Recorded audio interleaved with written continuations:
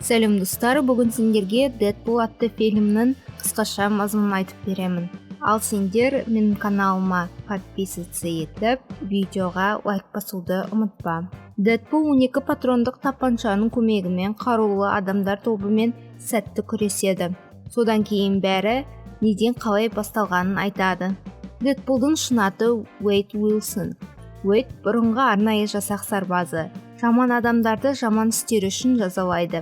Ол Джеремиді Меган деген қызды қорлағаны үшін жазалайды. Бұған жауап ретінде Джереми кешірім сұрауға келіседі. Біраз уақыттан кейін Уэйд досының барына келеді.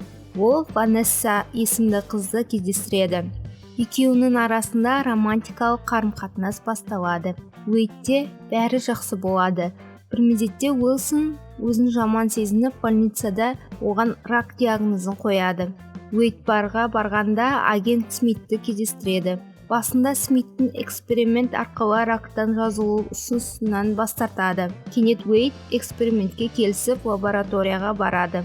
Сонда лаборатория бастығы Аяксты кездестіреді.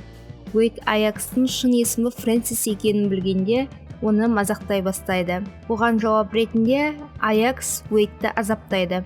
Уилсонға мутаген сыворткасын салады. Содан рактан толық жазылады. Бірақ оның кері әсері бар. Оның денесі ісік тәрізді тыртыққа айналады. Ол камерадан қашып, Аяксқа шабуыл жасайды. Аякс Уэйдті жеңіп, оны өлімге қалдырады. Уэйд өзінің жана күшінің арқасында аман қалады. Тағы барға барып, досы Харкпен бірге кейіпкердің атын ойлап табады.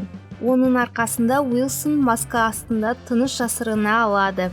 Дэдпул рөлінде ол Фрэнсистің өзіне жету үшін барлық серіктестерін жоя бастайды. Дэдпул Аяксты ұстап алып, келбетін дұрыстауын талап етеді. Бірақ оны X адамдары, Колосс және оның шәкірті сверхзвуковая боеголовка тоқтатады. Сөйлесіп жатқанда Фрэнсис қашып кетеді. Люди X командасының қолына түспеу үшін Дэдпул өзінің қолын кесіп, сәтті қашып кетеді.